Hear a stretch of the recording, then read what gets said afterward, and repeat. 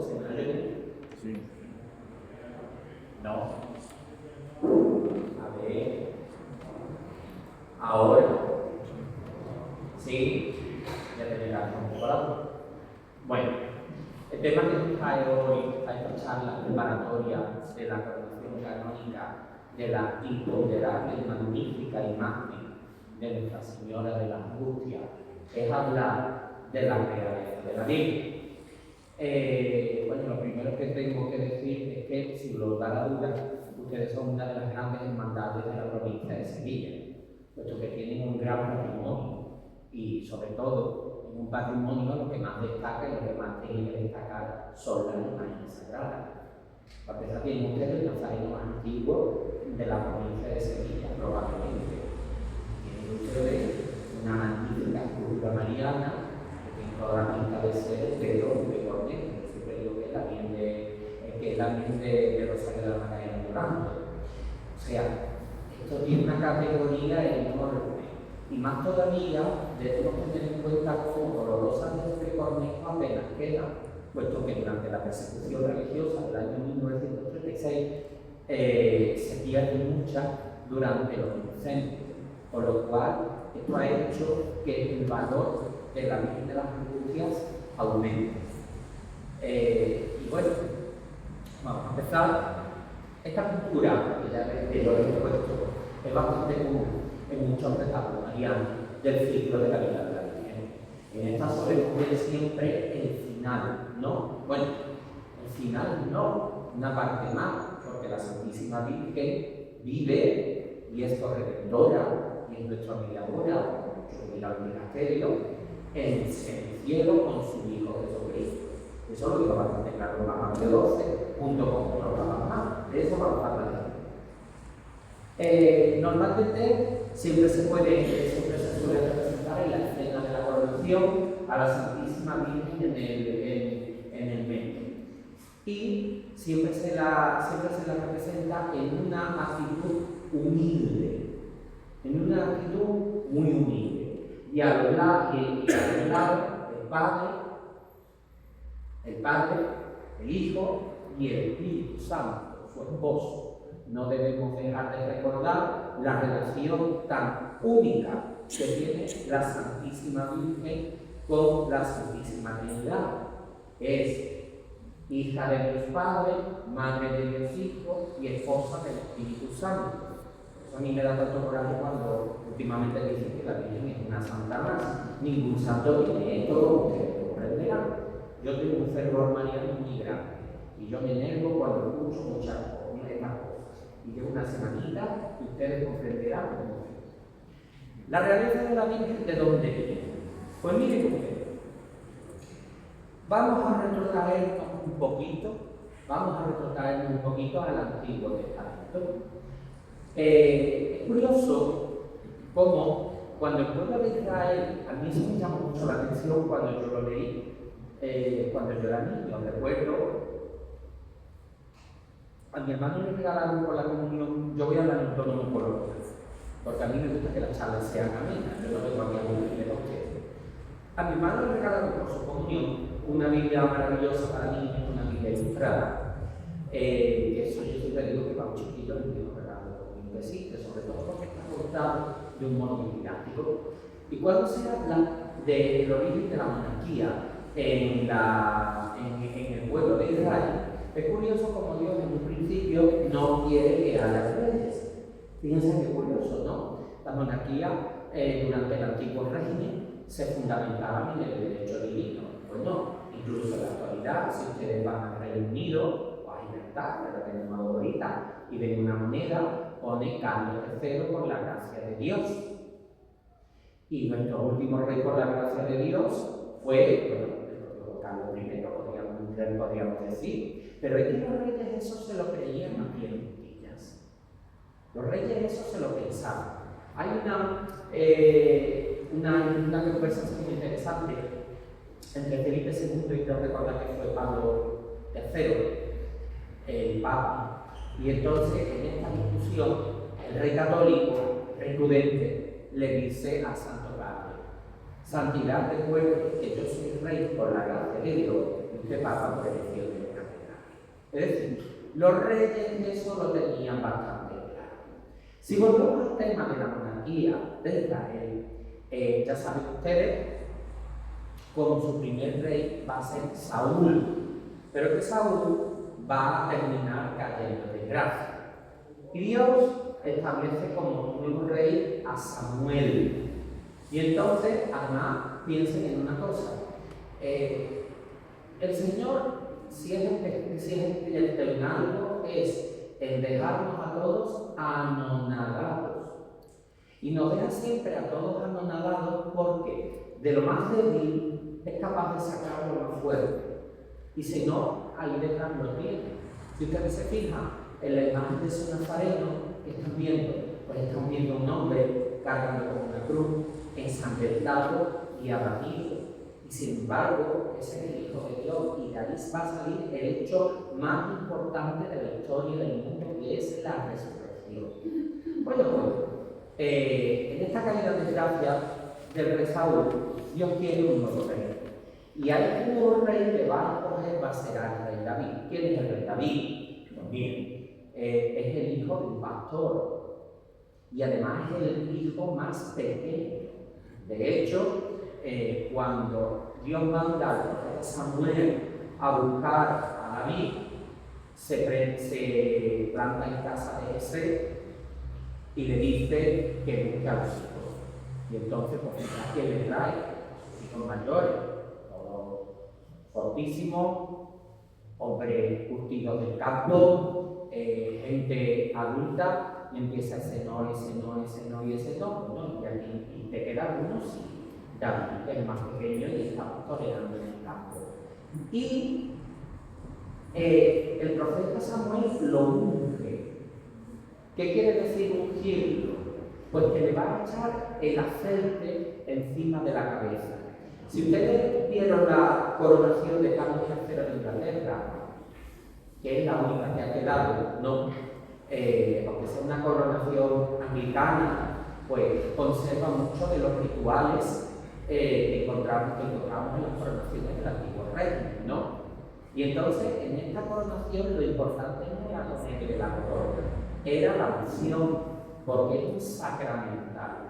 De hecho, cuando el zar de Rusia se coronaba, cuando el rey de Francia se coronaba, se le ponía el santo crisma. Y de hecho, recuerden que cuando nosotros se nos bautiza, se nos dice que se nos bautiza con los santos profetas del rey.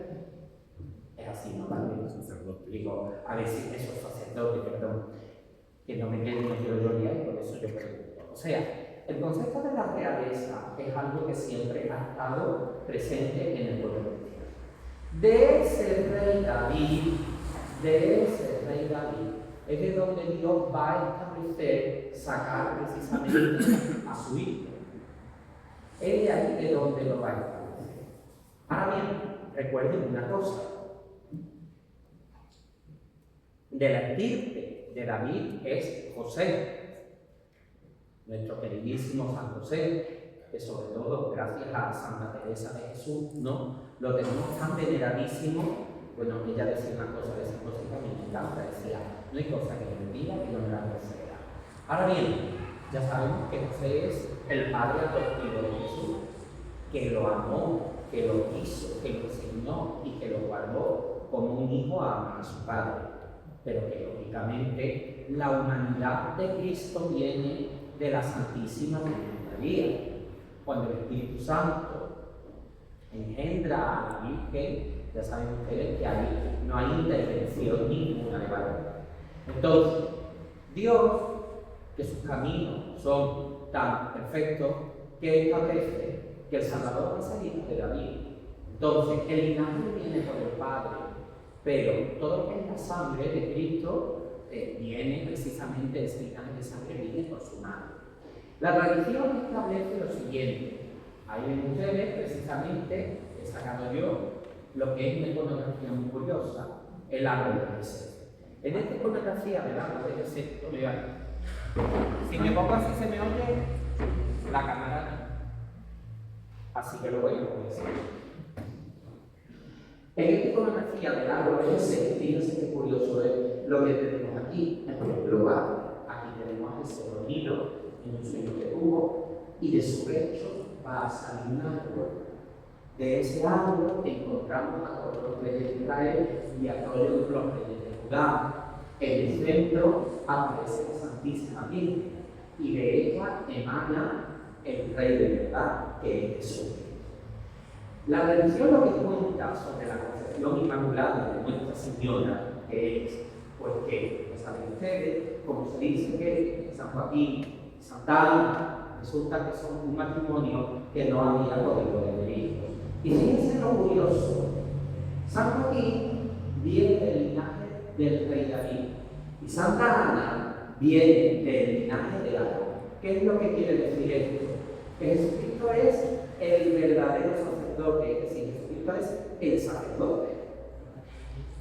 Perdón, de aquí, de Santa Ana. Y Jesucristo es el verdadero rey. Es decir, eso lo une en sí mismo.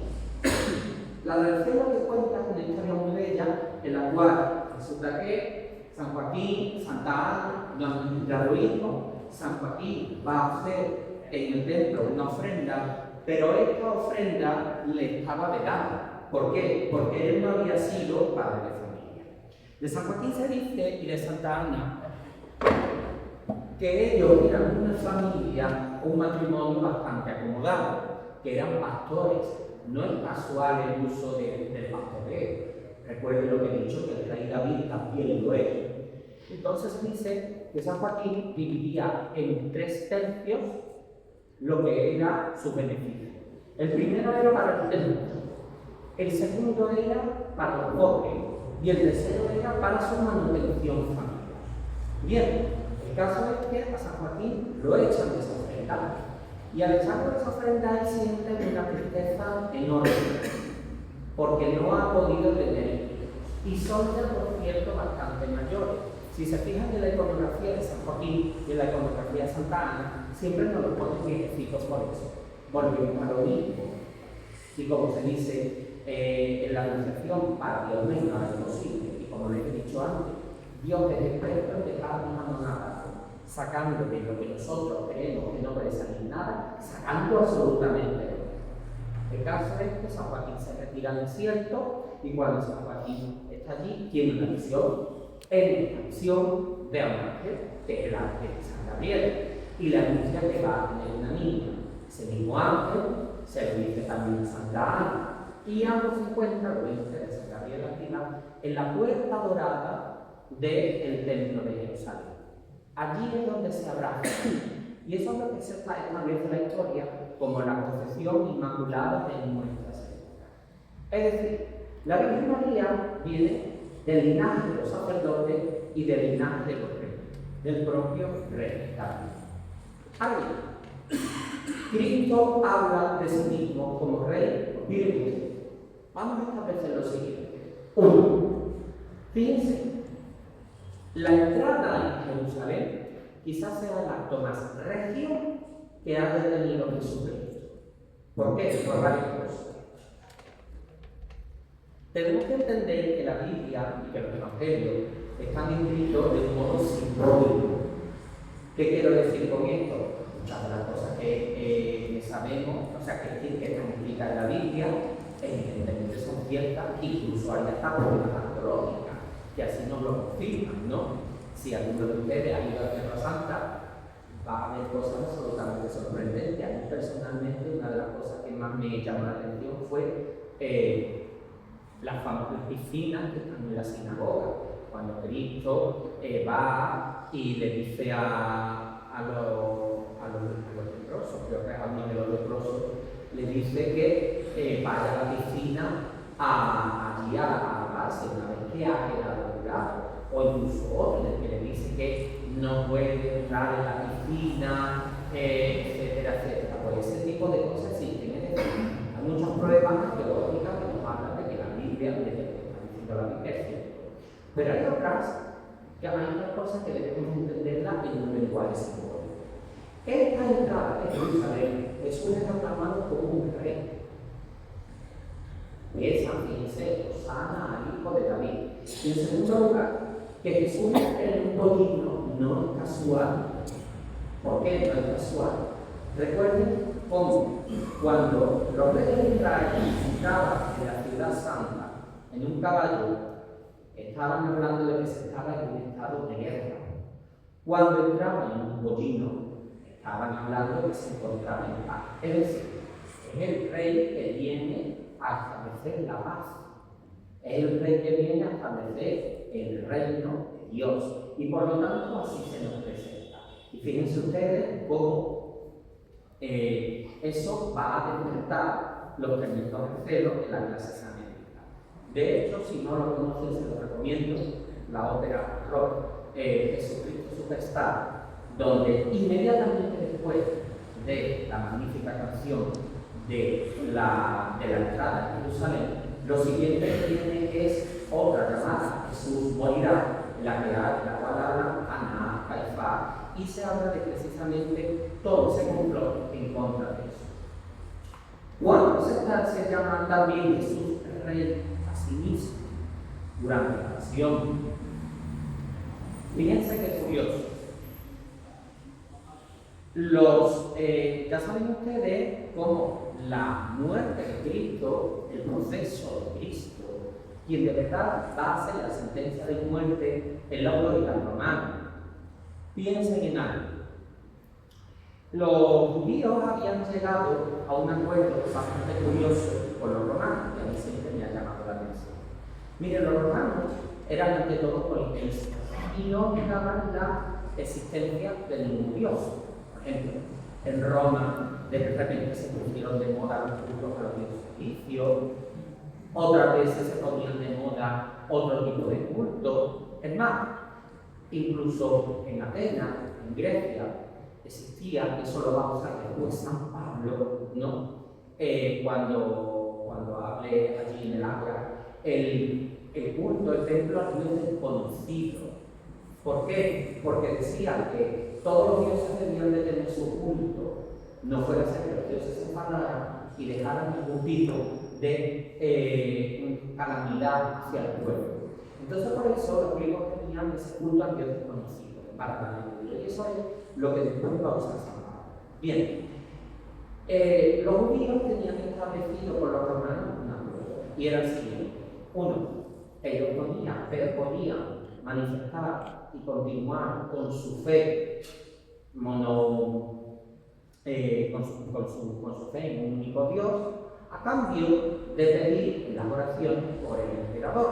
Es decir, no reconocían al emperador como Dios, como lo reconocían el resto, pero sí rezaban por él en el templo. Bien, ya saben ustedes que cuando Caifás se rasca las vestiduras es cuando le dice a Jesús, le pregunta si es el Cristo, si es el Hijo de Dios, y él dice que sí. Eso es lo que hace que se lo condene. Pero recuerden una cosa, los judíos no tenían autoridad ninguna para matar a nadie, para aplicar una pena de muerte. Es por ello que lo van a llevar a la autoridad de Poncio Pilato. Y entonces Pilato es cuando empieza ese interrogatorio, y es cuando le pregunta a Cristo si es rey. Y es cuando Cristo le dice que sí, pero que su reino no es de este mundo. Eso lo dice bastante claro. En ese momento es cuando Cristo habla de sí mismo como rey. Esta idea de la realeza va a quedar bastante clara en los primeros cristianos. Ahí tienen ustedes, esto se encuentra en Roma, es el ábside de la Basílica de Santa Cruciana. Y van a ver cómo está representado nuestro Señor. Fíjense, en primer lugar, uno, está en un trono, tal cual se sentaban los emperadores romanos. En segundo lugar, ese trono, fíjense, como es un trono con su orín, como un trono de oro, si lo ven bien, está lleno de piedras preciosas por el lado. Fíjense el resplandor. ¿Y cómo está vestido Cristo? Pues Cristo está vestido ahí como un emperador. Fíjense en el tocado que lleva, un tocado totalmente brillante, esplendoroso. Esto es lo que después nosotros hemos hecho con nuestra túnica bordada, bien con el estofado de las imágenes de la. Fíjense cómo detrás está el atributo de su realeza, que es la cruz. Los primeros cristianos lo que van a hacer con la cruz, precisamente por eso tienen ustedes esa cruz tan magnífica. Miren qué antiguo es el origen de su cruz, por cierto. Los primeros cristianos van a decir que la cruz es el lábaro de la victoria de Cristo. Recuerden lo que dice San Pablo: predicamos a Cristo crucificado, que es escándalo para los judíos y estupidez para los romanos. Pero cuando ya se empiece a extender por fin y se haga oficial el culto romano, ese cambio de mentalidad y ese presentar la cruz a los romanos, hay que hacerlo de otro modo, porque piensen que era la muerte más espantosa y más horrible que había. Por lo tanto, le van a dar ese carácter victorioso que ciertamente tiene. Por eso es lo que nosotros vemos como la cruz gemada, es decir, la cruz dorada, llena de piedras preciosas, fíjense que hay tantos son de perla, lo mismo que tienen ustedes aquí, pero hecho con otros materiales preciosos. Fíjense los orígenes que tiene esa cruz y todas las que están realizadas con materiales preciosos. Es decir, Cristo es el Rey, representamos a Cristo como Rey. Y es más, incluso en el románico, una cosa que llama mucho la atención es cuando ven ustedes los crucificados con una corona real y vestidos de en la cruz, pero vestidos como emperadores, con túnica. ¿Por qué? Porque precisamente esa es la gran idea que nos quiere presentar. Y alrededor de Cristo, ¿quién está? Su corte. ¿Y su corte quiénes son? La corte de Cristo son los santos. Piensen en algo. Durante el antiguo régimen había que explicarle a la gente las cosas de un modo muy entendible. Y entonces, ¿qué ocurre? ¿Cómo lo explicamos? Pues de modo en el que están las casas reales y los grandes emperadores. Cristo es el gran emperador y por lo tanto todos los santos que están alrededor son su corte. De hecho, hay una cosa bastante interesante. No sé si es Pío X o Pío XI que lo dice, que habla de que Cristo es Rey no solo por su derecho de sangre, él habla también de su derecho de conquista, puesto que dice que por su muerte y resurrección y por su sangre ha conquistado el mundo y por lo tanto lo ha redimido. Vamos a volver a la realeza hebrea, pero para volver a la realeza hebrea, para que ustedes lo entiendan, tenemos que volver a la ciudad hebrea. En Roma, que es una de mis ciudades preferidas, yo no me canso de ir nunca, y nunca he estado en Roma con el cachorro, mejor que con el cachorro paseando por allí. En Roma está la iglesia de Santa María la Mayor. En la iglesia de Santa María la Mayor es donde está enterrado el Papa Francisco, por cierto, donde se enterra, está su patrona, Nuestra Señora de las Nieves. Y en el ábside se encuentra este maravilloso mosaico. ¿Qué es lo que se nos está representando en el mosaico? En primer lugar, hay un trono, que es un trono enorme. Fíjense que es un trono que tiene dos plazas. En ese trono, ¿quién se encuentra? En el primer lugar, fíjense cómo está el propio Cristo. Cristo, fíjense cómo de nuevo lo vemos vestido de emperador. Los primeros cristianos no tenían ningún Dios que dijera ponle una delicadeza que está mal, quitarle la potencia. Los primeros cristianos sabían muy bien lo que estaban haciendo y lo que querían también. No había Dios que de tú no hablamos de Dios. Entonces, en ese trono, que también es el trono de oro, brillante, espectacular, fíjense cómo Cristo está al lado de la Virgen. Y Cristo, además, fíjense cómo le pasa a su madre el brazo por el hombro y se lo toma. Cerca también, hermano. Están así. Esa es la postura. Dos cosas. En primer lugar, miren, les voy a recomendar una telenovela. Una telenovela, sí. Hay una señora llamada Miriam Oliveira, brasileña, que se dedicó a hacer telenovelas bíblicas. Entonces tiene, la mejor que ha hecho es la de José, en Egipto. Está la historia de José, está la historia de Moisés, la torre de David, y hay una muy interesante que es la del rey David. Bien, en esta novela de Miriam de Oliveira se ve cómo el rey David se casa con una barbaridad de veces. Miren, en aquella monarquía del mundo antiguo, incluso en el mundo musulmán después, era muy normal que un rey se casara con muchas esposas.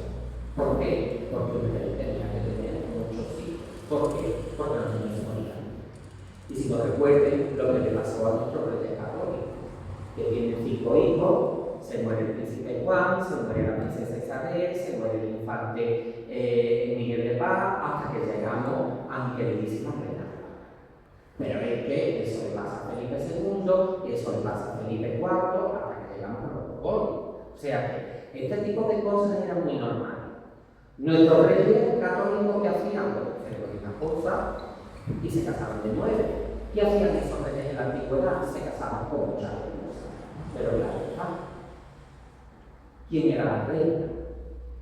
Ya saben ustedes que los reyes no caben en un mismo palacio, que se lo llaman milicia. Entonces, ¿qué sucede? Entonces, ¿qué es lo que sucede? Como dos reinas no caben en un mismo palacio, lo que se hacía en la monarquía hebrea era lo siguiente: la madre del rey es la reina, y ahí ya no hay problema ninguno. Y sobre todo hay otra cosa, además, en hebreo, la palabra en la traducida al castellano es la gran señora. Se le llamaba la gran señora. Fíjense ustedes en esta pintura medieval que es interesante. Detrás vemos el entierro del rey David. Por cierto, Cristo se enterró como el rey David, en un sepulcro de oro, en un jardín, y por cierto, con un enorme despliegue de ungüentos, sudarios, etc. Y al otro lado, ya saben ustedes que nada más que muere un rey, su sucesor pasa a ser. Bien, tenemos al rey Salomón sentado, y está la reina Belsabé, que es ahora la reina, porque su hijo ya es rey. Fíjense cómo de nuevo ese trono es geminal. Belsabé está rindiendo homenaje a su hijo justo antes de ocupar su plaza en el trono. Esto es lo que nosotros encontramos aquí. Es decir, la realeza de la Virgen viene de su hijo. Por eso cuando se corona una Virgen de Gloria, cuando se corona aquí a su patrona, cuando se corona a María Auxiliadora, o en estas coronaciones canónicas que hemos visto últimamente, cuando se corona la Virgen de Gloria, siempre se corona primero la imagen del niño, nunca la de la Virgen, porque la realeza de María viene precisamente de eso. Continuamos. Si nosotros vemos las primeras representaciones, estas son las representaciones más antiguas que existen de la Santísima Virgen. En un lado, la que ven ustedes que se encuentra en mejor estado, ¿vale? Tenemos a Santa María, la Madonna de la Clemencia, que se encuentra en la iglesia de Santa María del Trastevere, en Roma. Es quizás la representación más antigua que existe de la Santísima Virgen. Y en la otra, que ahora les señalaré yo para que ustedes lo vean, es el muro de Santa María Antigua, que se encuentra en el Foro Romano. Están fechadas en torno al siglo IV, V, en torno a eso están fechadas. Fíjense, les voy a señalar dónde está la Virgen Santa María Antigua, para que se pierdan, porque se llama un muro pariseuto. ¿Por qué? Porque resulta que encima de la Virgen, después pintaron, etc. Miren este ojo. Estos son los ojos más bonitos de Santa Isabel de la Santísima Virgen. Ve la corona, la cara, el niño, las manos, ¿ven bien? Y aquí tenemos al ángel que está siguiendo a la Virgen. Fíjense cómo el modelo es exactamente el mismo. La Santísima Virgen, uno, entronizada, como lo hemos visto antes, en esos grandes tronos romanos, bizantinos. En segundo lugar, coronada. Y de esa gran corona, fíjense cómo salen cascadas de perlas. no había ninguna carrera diciendo en la doctrina de eso. No, los primeros cristianos salieron así. Enrollada de fiesta, desde a tu derecha está la reina enrollada con un bordecito, no se olvide usted, y siendo el trono de su Hijo Jesucristo. Porque a lo mismo, la realeza de la Biblia viene del trono de su Hijo. De hecho, este tipo de iconografía posteriormente se conocerá como la de la Virgen Majestad o Theotokos. Que recuerden ustedes que la palabra Theotokos, que en el griego significa madre. Durante la Edad Media, un tema que se va a poner muy de moda va a ser el de la coronación de la Virgen, por varias razones. Fíjense ustedes como, por ejemplo, San Fernando, el rey que reconquista todo el valle del Guadalquivir, él tenía una especial devoción por el misterio de la Asunción de la Virgen. De hecho, casi todas las parroquias de las ciudades y de los pueblos que reconquistó, y las parroquias mayores y las catedrales, están dedicadas a la Asunción de la Virgen. La Catedral de Sevilla, la Catedral de Jaén, creo que la Catedral de también. Y yo recuerdo que aquí en Santa María lo que aparece en el eje principal es la Asunción. O sea, y eso lo van a encontrar ustedes en multitud de sitios. Por ejemplo, Medina Sidonia, eso ya lo hemos visto en el X, otro María del Señor Rey. En ese magnífico retablo que tiene, encontramos en el sitio principal la Asunción de la Virgen. Pero encima de la Asunción siempre aparece la coronación. Miren, volvemos a esa concepción de la monarquía por derecho divino, a esos primeros balbuceos, ¿no? Cuando entremos en este mundo del gótico, cuando entremos en la plena Edad Media, el feudalismo es algo que se está terminando. Pero se está terminando por una serie de cosas, ¿no? Los reyes se van a ayudar con la burguesía en contra de aquellos nobles. Y los reyes tienen que justificar de algún modo su poder. En las grandes catedrales se realizaban las coronaciones. En España no se hacían coronaciones, en la Edad Media sí, pero no se hacen. En la Edad Moderna no vamos a encontrar. Hay una frase muy curiosa, se decía que el rey que está de España necesita coronación porque trae su realeza a España, porque el gobierno se tenía en ese entonces. El rey de España siempre se ha coronado. Pero siempre se fue muy celoso de las grandes catedrales donde se producían estas ceremonias y en las grandes catedrales dedicadas a la Virgen, en tímpanos, los retablos mayores, los lugares principales, aparecía esta escena. Y volvemos a lo mismo que hablábamos antes. Siempre aparece el hijo coronando a la madre y esta en una actitud de sumisión. Fíjense cómo las imágenes de la Virgen van a seguir vistiéndose como las reinas incluso. Ahí tenemos a una de las grandes patronas de la provincia de Sevilla. Yo siempre he dicho que en la provincia de Sevilla hay una serie de grandes patronas, ¿no? Consolación, Valle de Écija, Servidora, Gracia Carmona, Loreto de Cartina, Oliva Santera. Hay una serie de patronas que tienen una historia y que tienen algo que les avala. Y la Virgen de Gracia de Carmona es una de ellas. ¿Por qué es el modelo de la Virgen de Gracia de Carmona? Si se dan cuenta, bastante parecido al de su patrona, ¿no? Nuestra queridísima Virgen de Consolación, que comenta porque yo soy de Boca. Y fíjense cómo está vestida exactamente igual que las damas de la corte de los Habsburgo. Ahí tienen ustedes un retrato de la infanta Isabel Clara Eugenia, hija de Felipe II, era su hija preferida. De hecho, Felipe II decía: Dios que me dio tantos reinos no me dio un hijo capaz de gobernarlos. Él hubiera preferido que hubiera sido su hija la heredera. Si se fijan, la infanta cómo está vestida.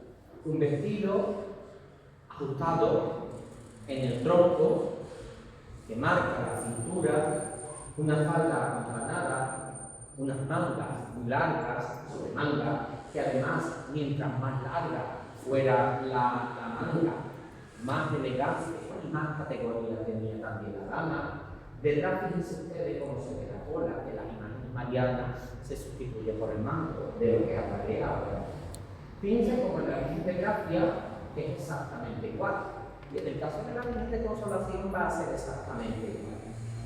Los rostrillos es algo que aparecerá ya en el siglo XVIII, cuando las imágenes de la Virgen solían llevar siempre la cabeza cubierta, excepto en el caso de la Inmaculada, de la Asunción, ya en el XVIII de la Pastora. Pero este tipo de imágenes, tanto las dolorosas como las glorias, presentaban las cabezas cubiertas. Los rostrillos aparecerán cuando se le ponga el ribete de encaje de oro y posteriormente se decida sustituirlo por prendas tan maravillosas como el magnífico que tienen ustedes aquí, de oro, de la Santísima Virgen de Consolación. Fíjense ustedes como incluso la idea de la realeza de la Virgen en la vestimenta no solo queda en la gloria, sino que también queda la dolorosa. Ahí tienen ustedes la imagen de Nuestra Señora de la Soledad del convento de la Victoria de Madrid, una obra de Cerda que desgraciadamente fue destruida en el año 36 en los tristes y lamentables sucesos de la persecución religiosa. Y en el otro lado tienen a la reina Mariana de Austria, esposa de Felipe IV y madre de Carlos II. Fíjense como la reina no está vestida de monja, aunque nos lo parezca. La reina está vestida de viuda. ¿Y cómo se vestían las viudas de la casa real? La viuda de la casa real siempre se vestía del mismo modo. Una túnica negra. Encima de la túnica negra una toga que cubría la cabeza, excepto la cara, y caía normalmente hasta la rodilla. Y un manto negro. Si la reina le llegaba mientras más alta fuera la categoría de la dama, más larga era la toga blanca. Si la toga de la reina llegaba hasta la rodilla, la toga de la Santísima Virgen, que es la reina de verdad, pues tenía que llegar hasta la rodilla. O la Soledad de la Victoria de la imagen que estaba a la rodilla. ¿Vale? Fíjense hasta dónde tiene la idea de expresar la realeza de la Virgen que se hace hasta la vestimenta. De hecho, lo vemos, por ejemplo, ahí tienen en los modelos medievales, la Virgen de la Sede, de la Catedral, como está vestida exactamente igual que, quiero recordar que esta es Doña Beatriz de Suabia. O incluso se va a emplear otro elemento para la Santísima Virgen, igual es el palio. Miren ustedes, ¿por qué la Santísima Virgen va bajo palio? Pues porque es reina. ¿El palio a quién estaba reservado? El palio estaba reservado a los reyes, a los emperadores y al Santo Padre. Ahí tienen ustedes a Juan XXIII con los flagelos a los lados, esos grandes abanicos que ven ustedes a los lados, bajo palio y en las sillas gestatorias, ¿no? Qué bonito era cuando los papas estaban así. La Santísima Virgen, ¿cómo va? Pues la Santísima Virgen está entronizada y la Santísima Virgen está bajo palio. ¿Por qué? Por dos cosas. Primero, está el Rey verdadero, eterno, inmortal, que es Jesucristo. Pero en ese mismo trono está ella como reina, la Santísima Virgen. La Virgen va bajo palio por derecho propio. ¿Vale? Muchas veces se especula con el carácter sacramental. No. El Santísimo Sacramento, como va el Señor de verdad, vivo, triunfante, presente, se le saca bajo palio, porque es un rey eterno inmortal. Pero la Santísima Virgen baja bajo palio por eso mismo, porque su realeza va asociada a la de Cristo. Por eso las virgenes de gloria pueden ir bajo palio. Y hasta con la dolorosa, porque el Hijo va de bajo. Esa pintura es la Majestad de Simone Martini. Y fíjense cómo de nuevo que es lo que observamos. Cristo con su madre y toda la corte celestial. Incluso fíjense una cosa, en las procesiones del Santísimo, el palio siempre lo suelen llevar las autoridades. Antiguamente en Madrid, en la procesión del Corpus, el rey era uno de los que llevaba la vara del palio. No, fíjense cómo ahí son grandes santos, fíjense cómo a un lado está. Aquí está San Pablo y aquí está San Pedro llevando una barra, llevando dos barras del barrio. Fíjense ustedes cómo aquí está San Juan Evangelista, llevando otra barra del barrio, es decir, para cualquiera. Varios pilares de la iglesia, va el precursor. Algunas veces he visto hasta una en la procesión de los hermanos mayores porque va para la Bueno, pues fíjense ustedes que ese tipo de cosas también la iconografía las presenta. Hay que ver ustedes también un hecho fundamental en nuestra historia. Cuando en el año 1954 el Papa grandísimo y genialísimo que era, ¿no? Yo le recomiendo mucho que se mire su discurso, los vídeos que él hacía, era una persona absolutamente genial, ¿vale? Si este Papa hubiera estado en la actualidad, hubiera triunfado en muchos aspectos. Pío XII va a ser quien vaya a definir el dogma de la Asunción de Nuestra Señora y además establece la fiesta de la realeza de la Virgen, que es 8 días después precisamente de la Asunción, ¿no?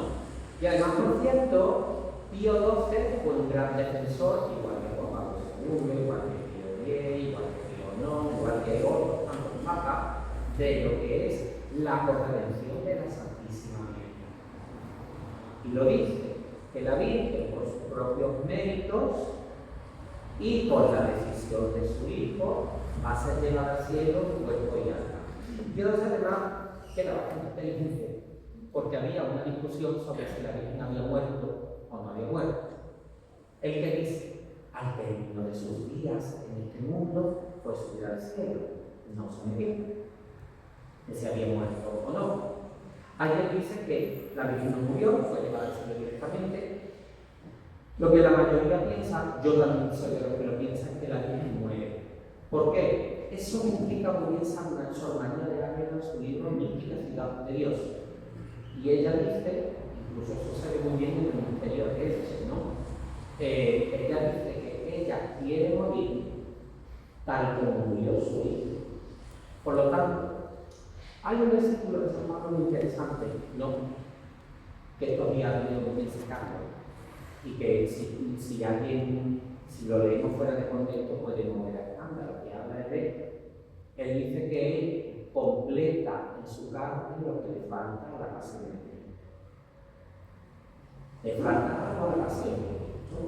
Miren ustedes, con que el Señor se hubiera pinchado una aguja y la hubiera derramado, ya hubiera remitido el universo entero. El valor de la sangre y el valor del cuerpo de nuestro Señor Jesucristo es infinito. Por lo tanto, no le falta nada a la pasión de Cristo. Entonces, ¿qué es lo que sucede? Pues lo que sucede es lo siguiente. San Pablo está diciendo que con su humanidad y con su padecimiento se está asociando la propia pasión. El propio Papa Pío XII habla de esa asociación de la Santísima Virgen en la cruz a Cristo. Esta fue la primera en hacer eso que dice San Pablo, completar lo que le falta a la pasión de Cristo. Por tanto, habla también de ella como redentora.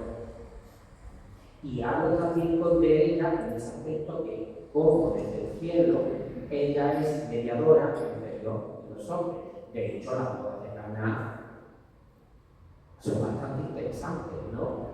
Y de hecho, la Iglesia siempre la ha llamado omnipotencia espiritual. Por eso yo reitero, y con esto quiero cerrar, que la Virgen es reina, y es reina de verdad, y es reina de todos nosotros, no es una santa nada. Ningún santo ha vivido o ha sido concebido sin pecado original. No, ningún santo ha sido preservado como nuestra Santísima Virgen. Ningún santo es el esposo del Espíritu Santo. Y fíjense cómo la Virgen, con su sí, con esa palabra, sí, hágase en mí según tu palabra, ella trae directamente la encarnación y la salvación del mundo. Ningún santo es mayor que Dios. Ningún santo lo ha llevado dentro, ningún santo lo ha parido. Está bien, es madre de Dios. Está bien que lo recordemos ahora, ¿vale? Ningún santo le ha dicho al Señor que haga el primer milagro, como lo hizo ella en Cana de Galilea. Todos los discípulos, excepto Juan, abandonaron a Cristo. Y ahí estaba allí su madre. Y ahí la tienen ustedes. Bueno, aquí atrás, asociada a la pasión de nuestro Señor Jesucristo. Pero, como se decía en el Concilio de Trento, fue el decorador general. Ella fue la que recibió, ella que estaba ya llena del Espíritu Santo, en su humildad, ella es la que recibe el Pentecostés y también se posa la lengua sobre ella. Y ella es asunta al cielo y coronada. Por lo tanto, cuando coronamos a una imagen de la Santísima Virgen, estamos haciendo dos cosas. En primer lugar, estamos haciendo un acto de conversión. Eso ya se lo habrán explicado. Como el origen de las coronaciones canónicas están las misiones de los capuchinos. Cuando terminaba la misión, se pedía oro, se pedían votaciones para realizar una corona a la Virgen. Todo eso se fundía, se hacía la corona y se le presentaba y se coronaba la imagen de la Virgen. ¿Por qué? ¿Qué quería decir eso? El dejar toda la vida antigua, el morir a los del viejo, ¿no? Como se dice en tantas veces en la iglesia, y el nacer a los de nuevo con la Virgen. Y le entregamos a ella todo eso fundido en algo nuevo que sea su corona y que se la presente a su Hijo Cristo, ¿no? Es un acto ante todo, como yo digo, es un acto ante todo de conversión, una coronación canónica. Y en segundo lugar, porque estamos reconociendo su realeza sobre nosotros. Estamos reconociendo que es un ser que está junto en medio entre Dios y los hombres, y que por lo tanto ella media entre nosotros. Por eso es nuestra madre y por eso es nuestra abogada. Muchas gracias.